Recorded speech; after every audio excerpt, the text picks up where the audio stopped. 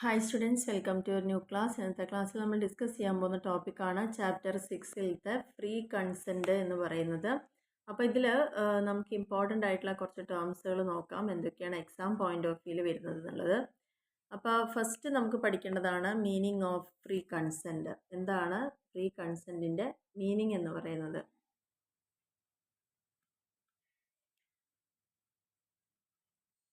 Meaning of free consent. Free consent is the real consent which is required to make a valid contract.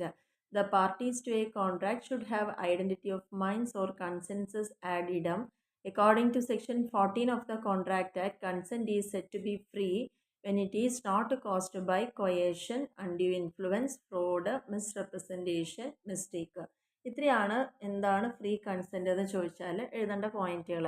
അതായത് ഒരു കോൺട്രാക്റ്റിൽ നമ്മൾ enter ചെയ്യുമ്പോൾ ആ കോൺട്രാക്റ്റിൻ്റെതായ എല്ലാ കാര്യങ്ങളും നമ്മൾ മനസ്സിലാക്കി ബോധ്യപ്പെട്ട് നമ്മുടെ പൂർണ്ണമായിട്ടുള്ള സമ്മതത്തോടു കൂടി വേണം ആ കോൺട്രാക്റ്റിൽ എൻ്റർ ചെയ്യാൻ. ഫ്രീ കൺസെൻറ്റ് എന്ന് പറഞ്ഞു കഴിഞ്ഞാൽ എന്താണ്, നല്ല ഒരു കോൺട്രാക്റ്റിൽ എൻ്റർ ചെയ്യാൻ നമ്മൾ നല്ല രീതിയിൽ തന്നെ അതിന് സമ്മതം കൊടുക്കുക എന്നുള്ളതാണ് അവിടെ ഉദ്ദേശിക്കുന്നത്. അതായത് അതിൽ എൻ്റർ ചെയ്യുന്നതിൻ്റെ ഭാഗമായിട്ട് ഒരിക്കലും ഒരു വ്യക്തിനെയും നമ്മൾ കൊയേഷൻ നടത്തിയിട്ടോ, അതായത് ഭീഷണിപ്പെടുത്തുക, അല്ലെങ്കിൽ അനാവശ്യമായിട്ട് അവരെ സ്വാധീനിച്ചുകൊണ്ടോ, അല്ലെങ്കിൽ ഒരു ഫ്രോഡുലൻ്റ് ആയിട്ടുള്ള കാര്യങ്ങൾ ചെയ്തിട്ടോ, തെറ്റിദ്ധരിപ്പിച്ചിട്ടോ, തെറ്റ് സംഭവിപ്പിച്ചിട്ടോ അങ്ങനെ ഒന്നും ആവരുത് അവരുടെ കൺസെൻറ്റ് ഇതിലേക്ക് കിട്ടിയിട്ടുണ്ടാവേണ്ടത്. അതിനെയാണ് ഫ്രീ കൺസെൻറ്റ് എന്ന് പറയുന്നത്. അപ്പോൾ നമ്മുടെ ഈ ചാപ്റ്ററിൽ ശരിക്കും മെയിനായിട്ട് ഇനി പഠിക്കേണ്ട പോയിന്റുകൾ ഈ 5 പോയിന്റിനെ കുറിച്ചാണ്. കൊയേഷനും, അൺഡ്യൂ ഇൻഫ്ലുവൻസും, ഫ്രോഡും, മിസ്റെപ്രസെൻറ്റേഷനും, മിസ്റ്റേക്കും. അതാണ് ഈ ഒരു ചാപ്റ്ററിൽ നമുക്ക് പഠിക്കാനുള്ളത്. അപ്പോൾ അതിൻ്റെ ഭാഗമായിട്ട് നമുക്ക് ഫസ്റ്റ് പഠിക്കേണ്ടതാണ് വാട്ട് ഈസ് കൊയേഷൻ. കൊയേഷൻ എന്ന് പറഞ്ഞു കഴിഞ്ഞാൽ when a consent is obtained by coercion the consent is not free.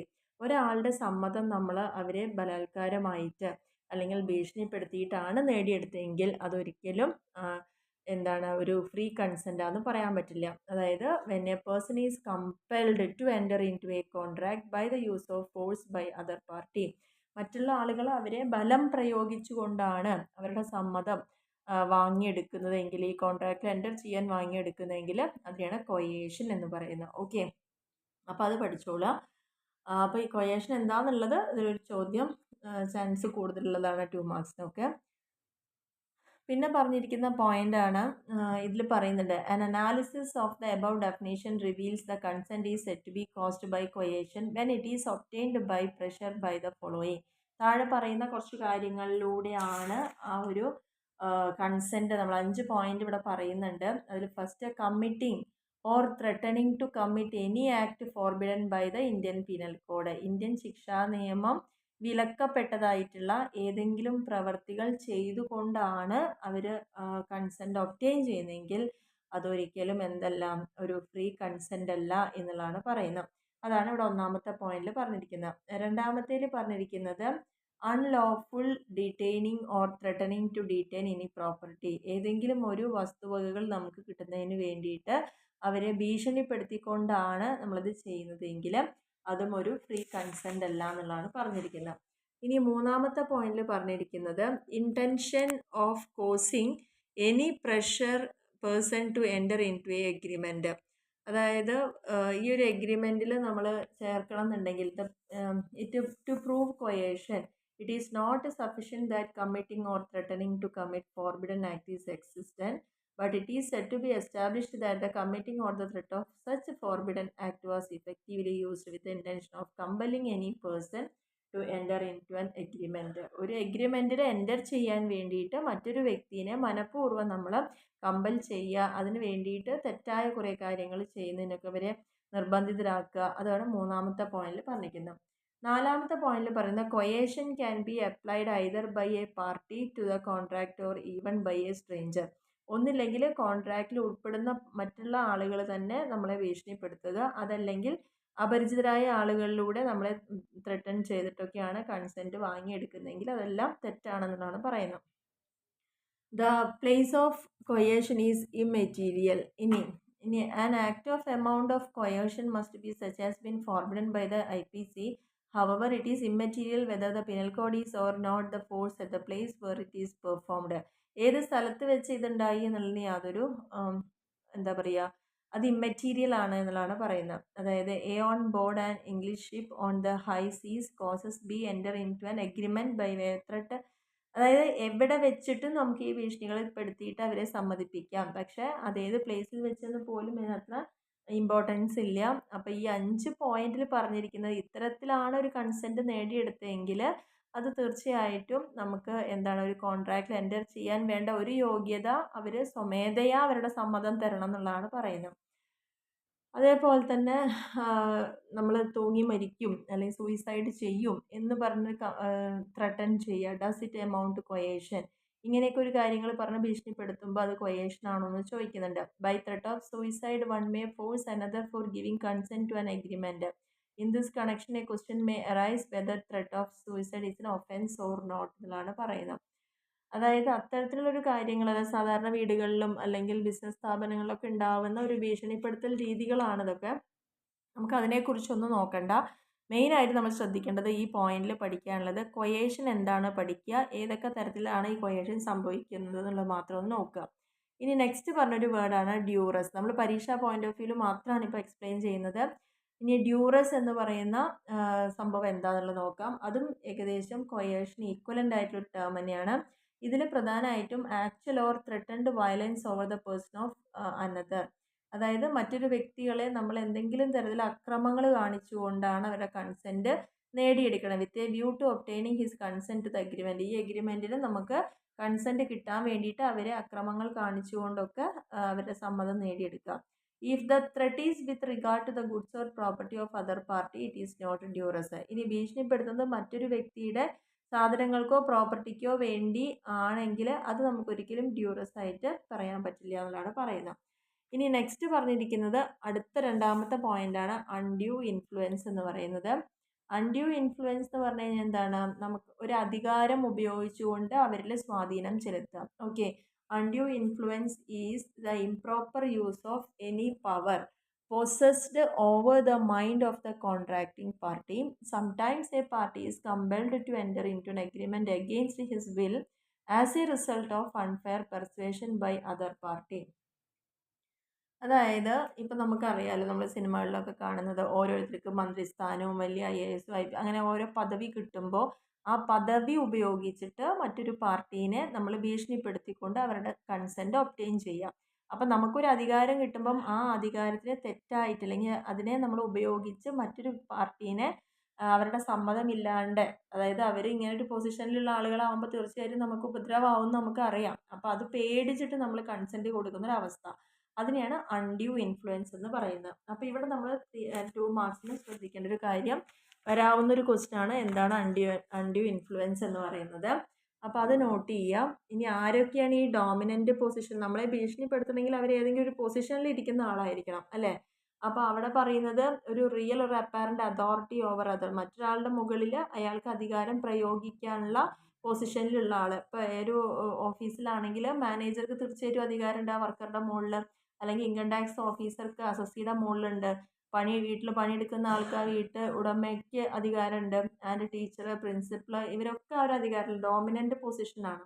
അപ്പോൾ അങ്ങനെയൊക്കെയാണ് ഇതിൽ പറയുന്നത്. പിന്നെ ഒരു ഫിഡ്യൂഷ്യറി റിലേഷൻ ഉണ്ടായിരിക്കുക. ആരാണോ ആ 2 വ്യക്തികൾ അവർ തമ്മിൽ ഒരു ഫിഡ്യൂഷ്യറി റിലേഷൻഷിപ്പ് ഉണ്ടായിരിക്കും. അപ്പോൾ പാരൻസിന് കുട്ടികളുടെ മുകളിൽ, അല്ലെങ്കിൽ ഗാർഡിയൻ, വാർഡ്, പിന്നെ ഡോക്ടർക്ക് പേഷ്യൻറ്റിൻ്റെ മുകളിൽ, അല്ലെങ്കിൽ ഒരു മത അധ്യാപകന് മതപ്രവാചകന് അവരുടെ അനുയായികളോടുണ്ടായിരിക്കും, അല്ലെങ്കിൽ പബ്ലിഷറും ഓതറും, എഴുതിയ വ്യക്തിയും അത് പബ്ലിഷ് ചെയ്യുന്ന ആൾ. അപ്പോൾ അങ്ങനെ ഒരു റിലേഷൻ അവിടെ ഉണ്ടായിരിക്കും എന്നാണ് പറയുന്നത്.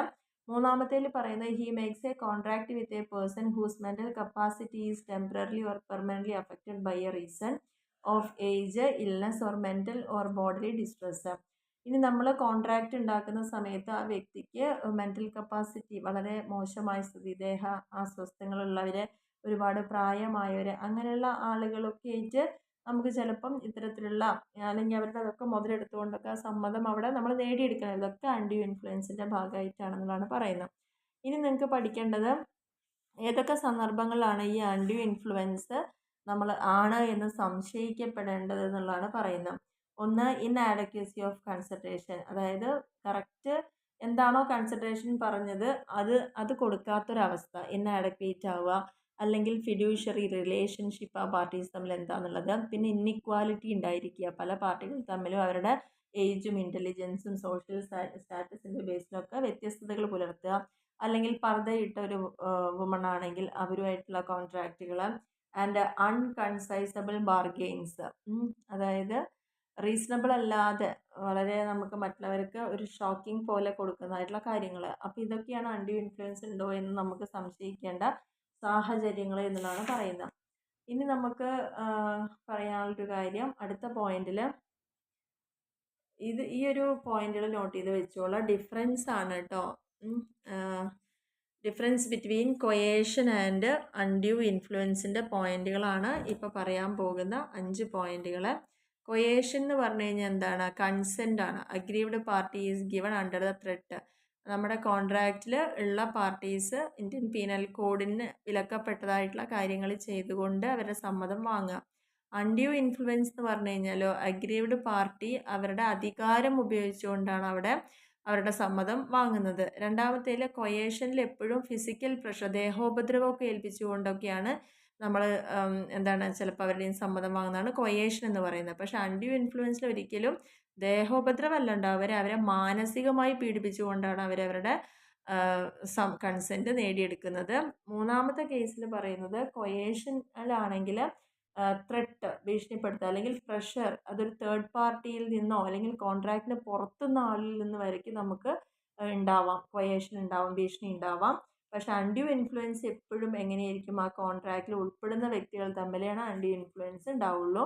കൊയേഷൻ എപ്പോഴും ഒരു ക്രിമിനൽ ആക്റ്റാണ്, പക്ഷേ അൺഡ്യൂ ഇൻഫ്ലുവൻസ് ഒരിക്കലും ഒരു ക്രിമിനൽ ആക്റ്റായിട്ട് പറയുന്നില്ല.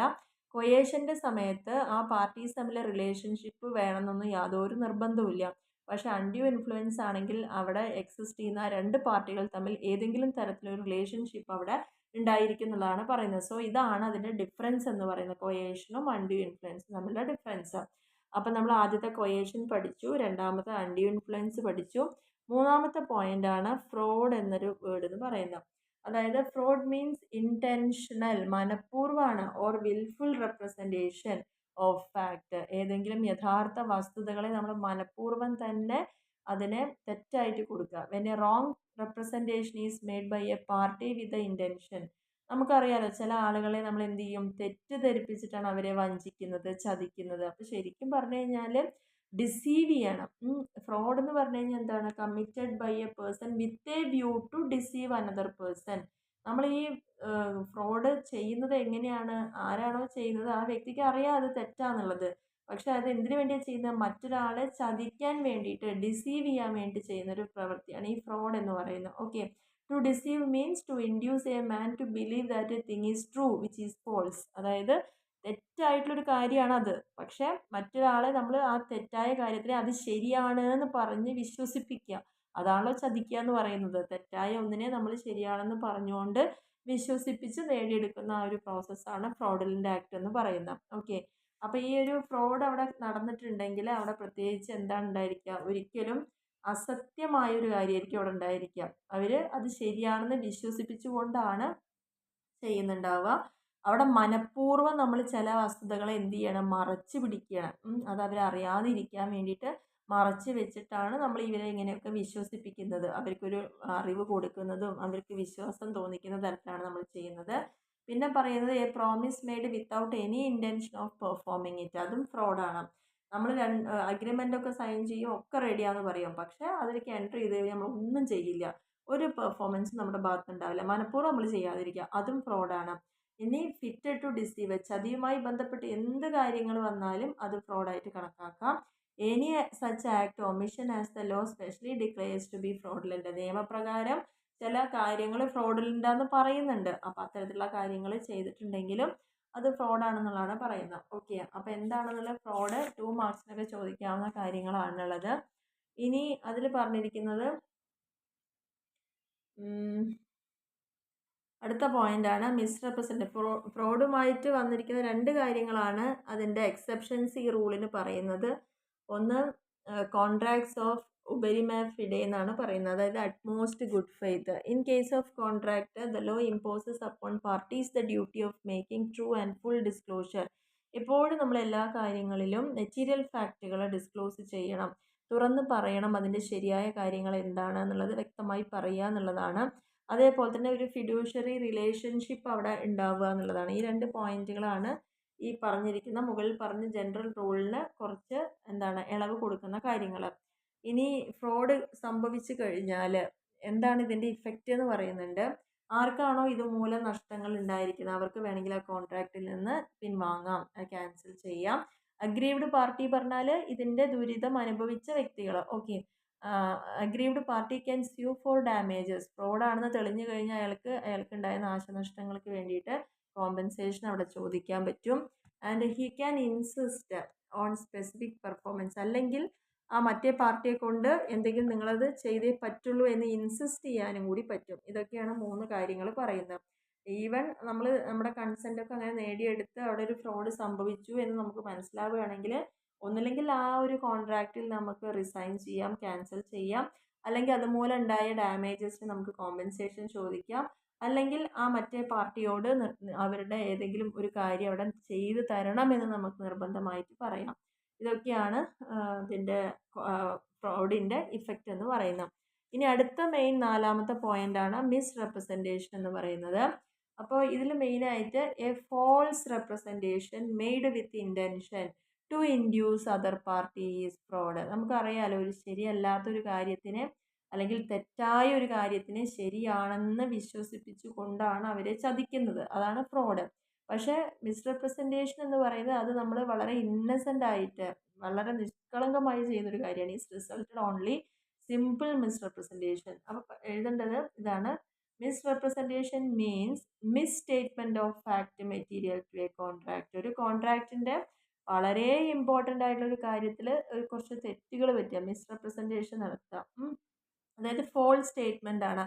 അവർ ആ ഒരു സ്റ്റേറ്റ്മെൻറ്റ് വായിച്ചു കഴിഞ്ഞാൽ അവർ വിശ്വസിക്കുകയാണ് ഇതാണ് ശരി.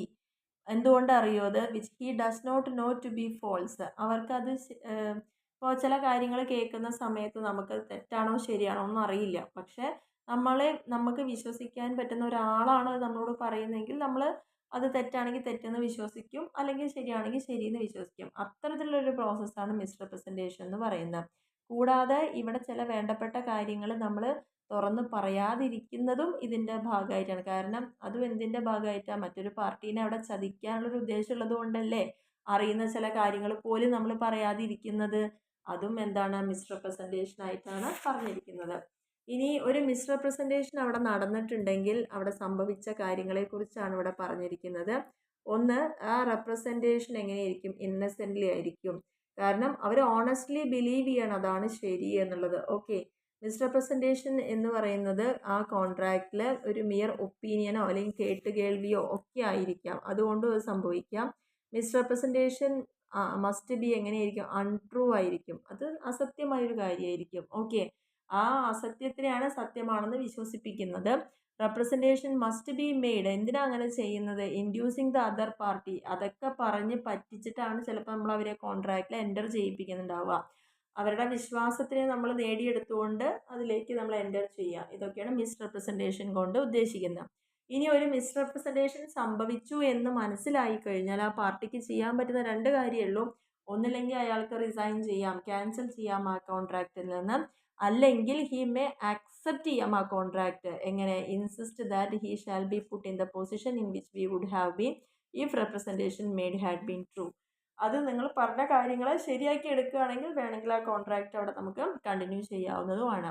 ഇനി എന്താണ് മിസ്റെപ്രസെൻറ്റേഷനും ഫ്രോഡും തമ്മിലുള്ള ഡിഫറൻസ്? ഇതൊക്കെ ഇമ്പോർട്ടൻ്റ് ആയിട്ടുള്ള ടോപ്പിക്കുകളാണ്. ഒന്ന്, ഉദ്ദേശത്തിൻ്റെ ബേസിസിൽ നമുക്ക് പറയാം. മിസ്റെപ്രസെൻറ്റേഷനിൽ ഡിസീവ് ചെയ്യുക എന്നുള്ളൊരു ഇൻറ്റൻഷൻ അല്ല, എങ്ങനെയെങ്കിലും ഒരു സമ്മതം വാങ്ങിക്കുക എന്നുള്ളതാണ്. പക്ഷേ ഫ്രോഡിൽ എന്തായാലും ഡിസീവ് ചെയ്യുക എന്നുള്ളൊരു ഉദ്ദേശം അവിടെ ഉണ്ട്. ബിലീഫ്, നമ്മുടെ വിശ്വാസം. മിസ്റെപ്രസെൻറ്റേഷനിൽ ആ പേഴ്സൺ റോങ് സ്റ്റേറ്റ്മെൻറ്റിനാണ് ബിലീവ് ചെയ്യുന്നത്, അത് ശരിയാണെന്ന് വിശ്വസിക്കുകയാണ്. പക്ഷേ ഫ്രോഡിൽ റോങ് സ്റ്റേറ്റ്മെൻറ്റ് തന്നെയാണ്, does not believe it to be true. Person making the wrong statement, ആരാണോ ഈ തെറ്റായ സ്റ്റേറ്റ്മെൻറ്റ് ഉണ്ടാക്കുന്നത് അവർക്കറിയാം അതെന്താണ് തെറ്റാണെന്നുള്ളൊരു ബോധ്യത്തോടെ തന്നെ അവർ ചെയ്യണത്. Effect of consequences. ഇനി ഈ 2 കാര്യങ്ങൾ സംഭവിച്ചു കഴിഞ്ഞാൽ in case of the party aggrieved can resign. ആ കോൺട്രാക്റ്റ് റിസൈൻ ചെയ്യാം, അല്ലെങ്കിൽ ഡാമേജസ് ഉണ്ടെങ്കിൽ ക്ലെയിം ചെയ്യാം. മിസ്റെപ്രസെൻറ്റേഷൻ ആണെങ്കിൽ അഗ്രീവ്ഡ് പാർട്ടിക്ക് ആ കോൺട്രാക്റ്റ് ക്യാൻസൽ ചെയ്യാം, പക്ഷെ ഒരിക്കലും അവിടെ ഡാമേജസിന് ക്ലെയിം ചെയ്യാൻ പറ്റില്ല എന്നുള്ളതാണ് വേറൊരു വ്യത്യാസം. ഇനി സത്യം കണ്ടുപിടിച്ച് കഴിഞ്ഞാലോ, ഡിസ്കവറി ഓഫ് ട്രൂത്ത്, ഫ്രോഡിലാണെങ്കിൽ കോൺട്രാക്റ്റ് വോയിഡബിൾ ആണ്. അഗ്രീവ്ഡ് പാർട്ടിക്ക് ആ ഒരു സത്യം കണ്ടുപിടിച്ച് കഴിഞ്ഞാൽ അവർക്ക് വേണമെങ്കിൽ അത് ക്യാൻസൽ ചെയ്യാം, അല്ലെങ്കിൽ ഒരു ഓപ്ഷൻ ഉണ്ട് അവിടെ. മിസ്റെപ്രസെൻറ്റേഷൻ ആണെങ്കിലോ അഗ്രീവ്ഡ് പാർട്ടിക്ക് ഒരിക്കലും ആ കോൺട്രാക്റ്റ് അവോയ്ഡ് ചെയ്യാൻ പറ്റില്ല. If it could discover the truth with ordinary diligence, അയാളുടെ പരിശ്രമം ഉപയോഗിച്ച് സത്യം കണ്ടുപിടിച്ച് കഴിഞ്ഞാൽ അയാൾക്ക് അവിടെ കോൺട്രാക്റ്റ് അവോയ്ഡ് ചെയ്യാനൊന്നും പറ്റില്ല. അഞ്ചാമത്തെ പോയിന്റിൽ പറയുന്നത് ഒരു ഫ്രോഡാണ് നടക്കുന്നതെങ്കിൽ അവിടെ full knowledge that it is not true, അതായത് ശരിയല്ല എന്ന് നമുക്ക് നല്ല ബോധ്യമുണ്ട്, എന്നിട്ടാണ് നമ്മളത് ശരിയാണെന്ന് വേറൊരാളെ പറഞ്ഞ് പറ്റിക്കുന്നത്. പക്ഷെ അതാണ് ഫ്രോഡിൽ നടക്കുന്നത്. പക്ഷേ മിസ്റെപ്രസെൻറ്റേഷനിലോ റോങ് സ്റ്റേറ്റ്മെൻ്റ് ആണ്, made without the knowledge of fact. നമുക്ക് ഫാക്റ്റ് എന്താണെന്നുള്ളത് അറിയില്ല, അതുകൊണ്ടുണ്ടാകുന്ന റോങ് സ്റ്റേറ്റ്മെൻറ്റുകളാണ് മിസ്റെപ്രസെൻറ്റേഷനിൽ വരുന്നത്. ഇനി ഈ സിമിലാരിറ്റി എന്താണ്, ഫ്രോഡും മിസ്റെപ്രസെൻറ്റേഷനും തമ്മിലുള്ള ഒരു സാമ്യതകൾ എന്തൊക്കെയാണ്, രണ്ടിലും എന്താണ് ഫോൾസ് റെപ്രസെൻറ്റേഷനാണ് നടക്കുന്നത്. പിന്നെ അതേപോലെ തന്നെ രണ്ട് കേസസിലും കോൺട്രാക്റ്റ് വോയിഡബിൾ ആണ്. ആരുടെ, at the option of the party whose consent, ആരുടെ സമ്മതമാണോ ഇത്തരത്തിൽ നേടിയെടുത്തത് ആ വ്യക്തിയുടെ ഭാഗത്തുനിന്ന് പറയുമ്പം ഈ കോൺട്രാക്റ്റ് വേണമെങ്കിൽ വോയിഡബിൾ ആണെന്ന് പറയാം. അപ്പോൾ ഇതാണ് ഇവ തമ്മിലുള്ള സാമ്യം എന്ന് പറയുന്നത്. ആൻഡ് ലാസ്റ്റ് പോയിന്റിലേക്ക് നമ്മൾ മൂവ് ചെയ്യാണ്, മിസ്റ്റേക്ക് എന്ന് പറയുന്നത്. ഓക്കെ, അപ്പം മിസ്റ്റേക്കിനെ നമ്മൾ എങ്ങനെയാണ്, മിസ്റ്റേക്കിനെ എങ്ങനെയാണ് നമ്മൾ ഡിഫൈൻ ചെയ്യുന്നത്, എറോണിയസ് ബിലീഫ് കൺസേണിങ് സംതിങ്. എന്താ അതിൻ്റെ പ്രത്യേകത, ഒരു മിസ്റ്റേക്ക് സംഭവിക്കുക എന്ന് പറയുമ്പം എറോണിയസ് ബിലീഫ് കൺസേൺ സംതിങ്, ഏതെങ്കിലും ഒരു കാര്യത്തിനെക്കുറിച്ച് നമ്മൾ ഭയങ്കരമായിട്ട് തെറ്റാണെന്ന് വിശ്വസിക്കുക. If the agreement is made under a mistake, ഒരു മിസ്റ്റേക്കിൻ്റെ ഫലമായിട്ടാണ് നമ്മളൊരു എഗ്രിമെൻറ്റ് ചേർന്നതെങ്കിൽ it means that there is no consent, അത് നമ്മുടെ പൂർണ്ണമായ അറിവോടെ അല്ല, നമ്മൾ പൂർണ്ണമായി സമ്മതം കൊടുത്തിട്ടില്ല. When the consent is nullified, അങ്ങനെ കിട്ടിയ കൺസെൻറ്റ് ആണെച്ചാൽ അതിൻ്റെ ഗുണമില്ലാതെ പോവുക, നള്ളിഫൈ ചെയ്യാൻ ഒരു മിസ്റ്റേക്ക് കാരണം അതിനെന്താണ്, ആ ഒരു എഗ്രിമെൻറ്റ് ഒരിക്കലും ഒരു ലീഗൽ ഇഫക്റ്റ് ഉണ്ടാവില്ല. അപ്പോൾ അതുകൊണ്ട് തന്നെ ആ കോൺട്രാക്റ്റ് അവിടെ ഇൻവാലിഡ് ആയിട്ട് മാറുന്നു. ഇനി ഈ മിസ്റ്റേക്കിനെ നമ്മൾ രണ്ട് തരത്തിൽ പറയാം, ക്ലാസിഫൈ ചെയ്യാം. ഒന്ന്, നമുക്ക് നിയമം അറിയാത്തത് കൊണ്ടുള്ള മിസ്റ്റേക്ക് ഓഫ് ലോ. രണ്ട്, മിസ്റ്റേക്ക് ഓഫ് ഫാക്റ്റ്, അതിൻ്റെ വസ്തുതയുമായി ബന്ധപ്പെട്ട് വരുന്ന മിസ്റ്റേക്കുകൾ. ഇനി അതിനെ വീണ്ടും ക്ലാസിഫൈ ചെയ്യുന്നുണ്ട്. മിസ്റ്റേക്ക് ഓഫ് ലോ എന്ന് പറഞ്ഞാൽ രണ്ട് ലോ ഉണ്ട്. നമുക്ക് ഇന്ത്യൻ നിയമങ്ങളും ഇപ്പോൾ എല്ലാവർക്കും അറിഞ്ഞോളുന്നില്ല, ഫോറിൻ ലോസും അറിഞ്ഞോളുന്നില്ല. അങ്ങനെ നിയമം അറിയാത്തത് കൊണ്ട് പറ്റുന്ന മിസ്റ്റേക്കുകളാണുള്ളത്. മിസ്റ്റേക്ക് ഓഫ് ഫാക്റ്റ് എന്ന് പറയുന്നത് അതിനെ രണ്ടായിട്ട് ഡിവൈഡ് ചെയ്യേണ്ടത്. ഒന്ന് ബൈലാറ്ററൽ മിസ്റ്റേക്ക്, രണ്ട് പാർട്ടിക്കും മിസ്റ്റേക്ക് പറ്റുക. പിന്നെ ഒന്ന് യൂണിലാറ്ററൽ, ഏതെങ്കിലും ഒരു പാർട്ടിക്കെങ്കിലും മിസ്റ്റേക്ക് പറ്റുക, അതാണ്. അപ്പോൾ മിസ്റ്റേക്ക് രണ്ട് തരത്തിലാണ് കോമൺ ആയിട്ടുള്ളത്, ഒന്ന് ലോൻ്റെ ബേസിലും ഫാക്റ്റിൻ്റെ ബേസിലും. ലോൻ്റെ ബേസിൽ പറയുമ്പോൾ ഇന്ത്യൻ ലോയും ഫോറിൻ ലോയും ഉണ്ട്. ഇനി ഫാക്റ്റിൻ്റെ ബേസിൽ പറയുമ്പോൾ ബൈലാറ്ററൽ മിസ്റ്റേക്കും ഉണ്ട്, യൂണിലാറ്ററൽ മിസ്റ്റേക്കും കൂടെ വരുന്നുണ്ട്. ഇനി മിസ്റ്റേക്ക് ഓഫ് ലോ എന്ന് പറയുമ്പോൾ മിസ്റ്റേക്ക് ഓഫ് ഇന്ത്യൻ ലോയാണ്, അതായത് ignorance of law is no excuse എന്ന് പറയുന്നുണ്ട്. അതായത് എനിക്ക് നിയമം അറിയില്ലായിരുന്നു, അതുകൊണ്ട് എനിക്ക് തെറ്റുപറ്റി എന്ന് പറയുന്നതിൽ ഒരു എക്സ്ക്യൂസും അല്ല എന്നുള്ളതാണ് പറയുന്നത്. നമ്മൾ ജീവിക്കുന്ന രാജ്യമേതോ അതിൻ്റെ എല്ലാ നിയമങ്ങളില്ലെങ്കിലും ഒരു സാധാരണ പൗരൻ അറിഞ്ഞിരിക്കേണ്ട കാര്യങ്ങളെങ്കിലും അറിഞ്ഞിരിക്കണം എന്നുള്ളതാണ് പറയുന്നത്. അപ്പോൾ അത് അറിയാത്തത് കൊണ്ട് ഇപ്പം നമുക്കറിയാം, വണ്ടി ഓടിക്കുന്ന ആൾക്ക് നിർബന്ധമായിട്ടും ലൈസൻസ് ഉണ്ടാവണം, ഹെൽമെറ്റ്, അതൊക്കെ നമുക്ക് നിയമം അറിയാം. പക്ഷേ ആ നിയമം പിന്നീട് നമ്മൾ ഓടിച്ച് പിടിച്ചു കഴിഞ്ഞാൽ എനിക്കറിയില്ലായിരുന്നു എന്ന് പറയുന്നതിൽ ഒരർത്ഥമില്ല. അതുകൊണ്ട് അയാളെ തെറ്റിൽ നിന്ന് അല്ലെങ്കിൽ ശിക്ഷയിൽ നിന്ന് ഒഴിവാക്കില്ല എന്നുള്ളതാണ് പറയുന്നത്. പിന്നെ ഫോറിൻ ലോയാണ് മിസ്റ്റേക്ക് ഓഫ് ഫാക്റ്റിന് വേറൊരു കാര്യം. കാരണം അവരുടെ രാജ്യത്തെ റൂൾ അറിയാം, പക്ഷെ ഒരിക്കലും പുറത്തുള്ള നാട്ടിലത്തെ റൂളുകൾ നമുക്ക് അറിഞ്ഞോളന്നില്ല. അങ്ങനെ വരുമ്പോഴും ആ കോൺട്രാക്റ്റ് അവിടെ വോയിഡ് ആവാം. പിന്നെ മിസ്റ്റേക്ക് ഓഫ് ഫാക്റ്റിനെ നമുക്ക് ബൈലാറ്ററലും യൂണിലാറ്ററലും പറയാം. ബൈലാറ്ററൽ മിസ്റ്റേക്ക് എന്ന് പറഞ്ഞാൽ എന്താ, അത് നോട്ട് ചെയ്യേണ്ട ഒരു പോയിൻ്റാണ്. If the parties to an agreement are under a mistake of fact essential to the agreement such mistake is called bilateral mistake. അതായത് രണ്ട് കൂട്ടർക്കും ആ കോൺട്രാക്റ്റിൽ എൻ്റർ ചെയ്ത രണ്ട് വ്യക്തികൾക്കും ആ തെറ്റ് പറ്റിയിട്ടുണ്ടെങ്കിൽ അതിനെയാണ് ബൈലാറ്ററൽ മിസ്റ്റേക്ക് എന്ന് പറയുന്നത്. ഓക്കെ, അപ്പോൾ അത് മ്യൂച്വൽ ആവാം. ആ മിസ്റ്റേക്ക് എന്ന് പറയുന്നത് എന്താ, മ്യൂച്വലായിട്ട് സംഭവിക്കാം. അല്ലെങ്കിൽ അതിൻ്റെ ആ ഒരു ഫാക്റ്റ് എന്ന് പറയുന്നത് എന്താണ്, ഒരു ഫാക്റ്റ് ആവാം മിസ്റ്റേക്ക്, അല്ലാണ്ട് ഒരിക്കലും നിയമപ്രകാരം ഒരു കാര്യം ആയിക്കൊള്ളുന്നില്ല. പിന്നെ പറയുന്നത് അത് റിലേറ്റ് നമ്മുടെ ആക്ച്വലി ആ എഗ്രിമെൻറ്റിൻ്റെ എന്താണോ ഏറ്റവും എസെൻഷ്യലായിട്ട് വരുന്നൊരു കാര്യം ആ ഫാക്റ്റുമായിട്ട് റിലേറ്റഡ് ആയിരിക്കാം. ഇനി നമുക്ക് ചോദിക്കുന്നത് ടൈപ്സ് ഓഫ് ബൈലാറ്ററൽ മിസ്റ്റേക്ക്. ഈ ബൈലാറ്ററൽ മിസ്റ്റേക്ക് ഏതൊക്കെ തരത്തിൽ സംഭവിക്കാം? ഒന്ന്, നമ്മുടെ കോൺട്രാക്റ്റ് എന്താണോ അതിൻ്റെ ഏറ്റവും പ്രധാനപ്പെട്ട കാര്യത്തിൻ്റെ മുകളിൽ അത് സംഭവിക്കാം, രണ്ട് പാർട്ടീസിനും സംഭവിക്കാം സബ്ജക്റ്റ് മാറ്ററിൻ്റെ ബേസിസിൽ. രണ്ടാമത്തത് റിഗാർഡിംഗ് ദ എക്സിസ്റ്റൻസ്, അങ്ങനെ ഒരു സബ്ജക്റ്റ് മാറ്റർ അതിൽ എക്സിസ്റ്റ് ചെയ്യുന്നുണ്ടോ എന്നതിൻ്റെ ബേസിസിൽ അവിടെ സംഭവിക്കാം. അല്ലെങ്കിൽ മിസ്റ്റേക്ക് റിഗാർഡിംഗ് ദ ഐഡൻറ്റിറ്റി, ആ സബ്ജക്റ്റ് മാറ്ററിൻ്റെ ഐഡൻറ്റിറ്റി എന്താണോ അതുമായി ബന്ധപ്പെട്ട് വരുന്ന മിസ്റ്റേക്കുകൾ സംഭവിക്കാം. ആൻഡ് സബ്ജക്റ്റ് മാറ്ററിൻ്റെ ടൈറ്റിലുമായി ബന്ധപ്പെട്ട്, കാരണം ടൈറ്റിൽ ഉദ്ദേശിക്കുന്നത് അതിൻ്റെ കറക്റ്റ് ആയിട്ടുള്ള ആ ഒരു ഹെഡിങ്, പേര് അല്ലെങ്കിൽ എന്താണോ അത് ഉദ്ദേശിക്കുന്നത് ആ ഒരു അതിൻ്റെ ഉടമസ്ഥ അവകാശവുമായി ബന്ധപ്പെട്ടിട്ടും നമുക്ക് മിസ്റ്റേക്ക് സംഭവിക്കാം. അല്ലെങ്കിൽ നമ്മളുടെ കോൺട്രാക്റ്റ് എന്താണോ അതിലുപയോഗിക്കുന്ന അല്ലെങ്കിൽ ആ സബ്ജക്റ്റ് മാറ്ററിൻ്റെ ക്വാണ്ടിറ്റിയായിട്ട് ബന്ധപ്പെട്ടിട്ട് അവിടെ നമുക്ക് എന്താണ് മിസ്റ്റേക്ക് സംഭവിക്കാം. അതേപോലെ സബ്ജക്റ്റ് മാറ്ററിൻ്റെ ക്വാളിറ്റിയുമായി ബന്ധപ്പെട്ടുള്ള മിസ്റ്റേക്കുകൾ സംഭവിക്കാം. സബ്ജക്റ്റ് മാറ്ററിൻ്റെ പ്രൈസുമായി ബന്ധപ്പെട്ടുള്ള മിസ്റ്റേക്കുകൾ സംഭവിക്കാം. ഇപ്പം നമ്മൾ എന്തെങ്കിലും ഒരു ഗുഡ്സ് ഒക്കെയാണ് അവർക്ക് കൊടുക്കുന്നതെങ്കിൽ അത് 1000 എന്ന് പറയുമ്പോൾ ചിലപ്പോൾ അത് 800 ആവാം. അപ്പോൾ അവിടെ ക്വാളിറ്റി എന്ന് പറഞ്ഞാൽ ഓരോ കാര്യങ്ങളും ഇത്ര ക്വാളിറ്റിയിൽ വേണമെന്നുണ്ടാവാം, ചിലപ്പോൾ ആ ക്വാളിറ്റി ഉണ്ടാവില്ല. അല്ലെങ്കിൽ പ്രൈസ് ഇത്രയാണെന്ന് പറഞ്ഞിട്ട് ആ പ്രൈസിനല്ലായിരിക്കാം. അപ്പോൾ അതൊക്കെ ആയിട്ട് ബന്ധപ്പെട്ട് നമുക്ക് എന്തുണ്ടാവാം, അവിടെ മിസ്റ്റേക്ക് ഉണ്ടാവാനുള്ള സാധ്യത കൂടുതലാണ്. പിന്നെ വരുന്നത് പെർഫോമൻസ്. ഒരു കാര്യം നമ്മൾ ഇങ്ങനെയൊക്കെ ചെയ്യാമെന്ന് പറഞ്ഞുകൊണ്ടായിരിക്കും കോൺട്രാക്റ്റ് എൻ്റർ ചെയ്യുക. പിന്നെ അത് ചെയ്യാതിരിക്കുമ്പോൾ എന്തായിരിക്കും അവിടെ ആ ഒരു കോൺട്രാക്റ്റ് വോയിഡ് ആയിട്ടാണ് അവിടെ കണക്കാക്കുന്നത്. പിന്നെ ഇമ്പോസിബിലിറ്റി എന്ന് പറയുമ്പോൾ എന്താ, നമുക്ക് ഫിസിക്കൽ ഇമ്പോസിബിലിറ്റി ഉണ്ട്, ലീഗൽ ഇമ്പോസിബിലിറ്റി ഉണ്ട്. എന്താ ഇമ്പോസിബിൾ എന്ന് പറഞ്ഞാൽ ചില കാര്യങ്ങൾ നമ്മളെ കൊണ്ട് ഒരിക്കലും അസാധ്യമായിരിക്കും അല്ലേ. അത് ഫിസിക്കലി ഇമ്പോസിബിൾ ആയിട്ടുള്ള കാര്യങ്ങളൊക്കെ ആണെച്ചാൽ എന്താണ് ആ ഒരു എഗ്രിമെൻറ്റ് വോയിഡ് ആണ്. ഓക്കെ. പിന്നെ ലീഗലായിട്ടുള്ള ഇമ്പോസിബിലിറ്റി, നിയമം പോലും ചിലപ്പോൾ അനുശാസിക്കാത്ത കുറേ കാര്യങ്ങളൊക്കെ ആയിരിക്കും അവിടെ ചെയ്യുക. അപ്പോൾ അതൊക്കെ ലീഗലായിട്ടുള്ള ഇമ്പോസിബിലിറ്റിക്ക് സാധ്യത ഉണ്ടാവും. അപ്പോൾ ആ കോൺട്രാക്റ്റ് വോയിഡ് ആവും. ഇനി നമുക്ക് അതിൽ തന്നെ രണ്ടാമത്തെ സബ് ഡിവിഷൻ ആയിരുന്നു യൂണിലാറ്ററൽ മിസ്റ്റേക്ക്. ഫാക്റ്റിൻ്റെ ബേസിൽ ബൈലാറ്ററൽ എന്താണെന്ന് നോക്കി. ഇനി യൂണിലാറ്ററലാണ് പറയുന്നത്. A contract is not voidable merely because it was caused by one of the parties to being under a mistake regarding the matter of fact. ഒരു കോൺട്രാക്റ്റ് വളരെ ക്ലിയർ ആവുക, mistake of one of the parties cannot affect it.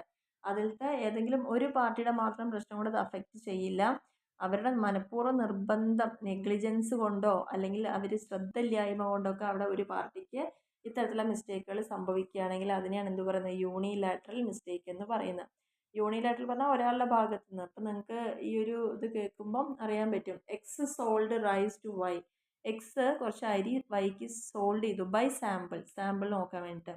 And Y thinking that they were old rice. അപ്പോൾ വൈക്ക് തോന്നുകയാണ് ഇത് പഴയ അരിയാണ് തന്നിരിക്കുന്നത് പറഞ്ഞിട്ട് പർച്ചേസ് ചെയ്യുക. In fact the rice were new. ശരിക്കും പറഞ്ഞാൽ റൈസ് പുതിയതായിരുന്നു.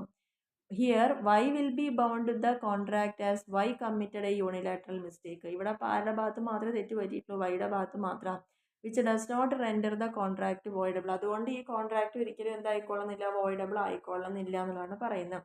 ഇനി അത് ഏതൊക്കെ തരത്തിലാവാം വോയിഡ് ആവണമെങ്കിൽ എന്തൊക്കെ കേസുകളാണ് പറയുന്നുണ്ട്. Mistake as to the identity of the person contracted with. ആ ഒരു കോൺട്രാക്റ്റിൽ വന്നിരിക്കുന്ന വ്യക്തിയുടെ ഐഡൻറ്റിറ്റിയുമായി ബന്ധപ്പെട്ടിട്ട് ഉള്ള മിസ്റ്റേക്കുകൾ സംഭവിക്കാം. അങ്ങനെ വരുമ്പോൾ ആ കോൺട്രാക്റ്റ് വോയിഡാണ്. പിന്നെ ആ കോൺട്രാക്റ്റിൻ്റെ സ്വഭാവവുമായി ബന്ധപ്പെട്ടിട്ട് വരുന്ന പ്രശ്നങ്ങൾ ഉണ്ടെങ്കിൽ അത്തരത്തിലുള്ളതും നമുക്ക് എന്താണ്, mistake as to the nature of the contract. അതായത് if a party to an agreement without any fault his own. നമ്മളുടേതല്ലാത്ത തെറ്റുകൾ, നമ്മൾ അറിഞ്ഞുകൊണ്ട് തെറ്റ് ചെയ്യുന്നില്ല, പക്ഷെ നമ്മൾ without any fault of his own, നമ്മുടേതായ അല്ലാതെ തന്നെ വരുന്ന മിസ്റ്റേക്കുകൾ കൊണ്ട് എന്തായിരിക്കും അത് ആ കോൺട്രാക്റ്റിൻ്റെ നേച്ചർ കൊണ്ട് സംഭവിക്കുന്നതായിരിക്കാം, അല്ലെങ്കിൽ ക്യാരക്ടർ കൊണ്ടോ ക്ലാസ് ഓഫ് കോൺട്രാക്റ്റിൻ്റെ ബേസിസിലൊക്കെ സംഭവിക്കുന്നതായിരിക്കാം. കോൺട്രാക്റ്റ് ഷാൽ ബി വോയിഡ് ആവാം when a person is induced to sign a written document. ഒരു കോൺട്രാക്റ്റിലെ ഇമ്പോർട്ടൻ്റ് ആയിട്ടുള്ള കാര്യങ്ങൾ പറയുന്ന ഒരു ഡോക്യുമെൻ്റ് സൈൻ ചെയ്യാൻ വേണ്ടി മറ്റൊരാൾ നമ്മളെ നിർബന്ധിക്കുക അല്ലെങ്കിൽ പ്രേരിപ്പിക്കുക. Fundamentally different in nature than what he thinks he is signing the contract shall be void. ആ വ്യക്തിക്ക് അതിനെക്കുറിച്ച് യാതൊന്നും അറിയാതെയാണ് അത് ചെയ്യുന്നതെങ്കിൽ തീർച്ചയായിട്ടും അതെന്താണ്, ഒരു മിസ്റ്റേക്കിൻ്റെ ഭാഗമായിട്ട് നമുക്ക് പറയാം എന്നുള്ളതാണ് പറഞ്ഞിരിക്കുന്നത്. സോ അപ്പോൾ നമ്മുടെ ഈ ഒരു ചാപ്റ്റർ, അതായത് ഫ്രീ കൺസെൻറ്റ് ഒരു കോൺട്രാക്റ്റിൽ എൻ്റർ ചെയ്യണമെങ്കിൽ ആ രണ്ട് വ്യക്തികളും കോൺട്രാക്റ്റിനെ പൂർണ്ണമായിട്ടും അറിയുകയും അവരുടെ പൂർണ്ണമായിട്ടുള്ള ഒരു എന്താണ് അറിവ് ഉണ്ടാവുകയും പൂർണ്ണമായിട്ടുള്ളൊരു സമ്മതം അവിടെ എടുത്തിട്ട് മാത്രമാണ് ആ കോൺട്രാക്റ്റ് വാലിഡ് ആവുള്ളൂ.